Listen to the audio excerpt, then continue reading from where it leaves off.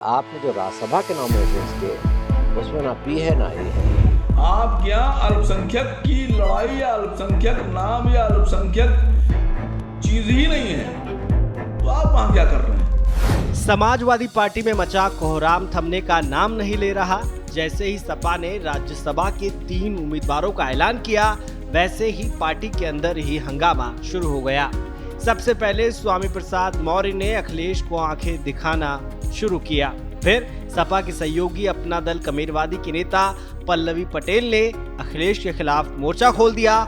इस बीच पार्टी के राष्ट्रीय महासचिव सलीम शेरवानी ने भी पार्टी से इस्तीफा दे दिया। शेरवानी ने आरोप लगाया कि सपा में मुसलमानों को दरकिनार किया जा रहा है। पार्टी में जिस पीडीए का नारा बुलंद किया जाता है, असल में ऐसा कुछ भी नहीं है। शेरवानी अब सियासत के लिए नया आशियाना ढूंढ रहे हैं। संभावना जताई जा रही है कि शेरवानी बीजेपी का दामन थाम सकते हैं। जब इस बारे में उनसे पूछा गया तो उन्होंने क्या कुछ कहा, आपको सुनवाते हैं। पूरे 2024 के चुनाव में नारा दे रहे हैं पीडीए का, और पीडीए के ही प्लेटफॉर्म पे आप पूरा चुनाव लड़ना चाहते हैं जी। मगर आपने जो राज्यसभा के नॉमिनेशंस किए उसमें ना पी है ना ए है। तो हमारी कौम ने, मुसलमानों ने पिछले उत्तर प्रदेश के चुनाव में 80% से ज़्यादा वोट समाजवादी पार्टी को दिया। ये सब के सामने जाहिर है, और उसको आप रिप्रेजेंट ना करवाइए, तो मुझे इस बात से बहुत ज़्यादा नाराज़गी है। शेरवानी ने कहा कि बीएसपी और कांग्रेस के नेता भी उनसे संपर्क कर रहे हैं। समाजवादी पार्टी के कुछ लोगों ने मुझको अप्रोच किया है, भाजपा के भी लोगों ने मुझे अप्रोच किया है।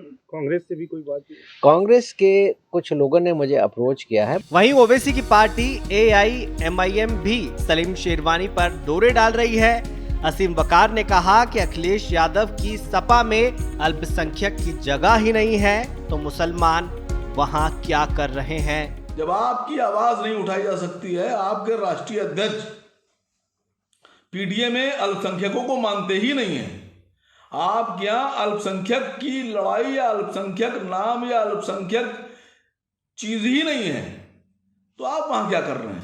एक तरफ सपा में मुसलमानों के साथ भेदभाव का आरोप लगाया जा रहा है, तो दूसरी तरफ कैराना से टिकट मिलने पर इकरा हसन बेहद खुश हैं और अखिलेश यादव का शुक्रिया अदा कर रही हैं। मैं दिल से पार्टी का और राष्ट्रीय अध्यक्ष जी अखिलेश यादव जी का तहे दिल से शुक्रिया अदा करना चाहती हूँ कि उन्होंने मुझे जिम्मेदारी के लायक समझा और मैं बखूबी जिम्मेदारी को निभाने की कोशिश की। बहरहाल लोकसभा चुनाव के पहले सपा से उसके अपने नाराज हो रहे हैं, तो वहीं दूसरी पार्टियां सपा में सेंध लगाने की कोशिश में लगी हुई हैं। ऐसे में अखिलेश के लिए पार्टी को एकजुट रखना मुश्किल होता जा रहा है। ब्यूरो रिपोर्ट, श्रेष्ठ यूपी। उत्तर प्रदेश की हर खबर से अपडेट रहने के लिए श्रेष्ठ यूपी को करें सब्सक्राइब, बेल आइकन दबाएं और देखते रहें श्रेष्ठ यूपी।